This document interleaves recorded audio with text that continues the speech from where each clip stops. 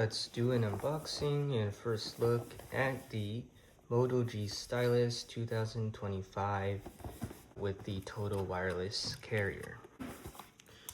So, and here we have the phone itself, instruction manual, quick start guide.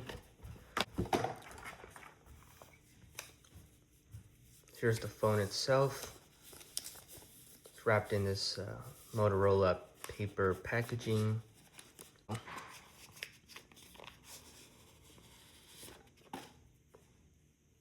So here's the phone.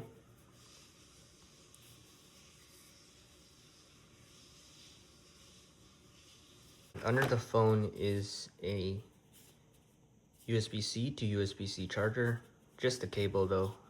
And then you do have a SIM ejection tool. So let's power on the phone.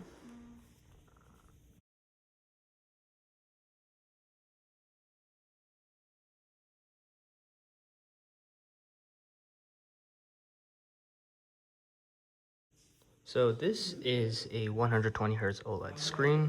Let's finish this video off with checking out the stylus portion. And I can draw. This is pretty good. And there are different styles, different colors.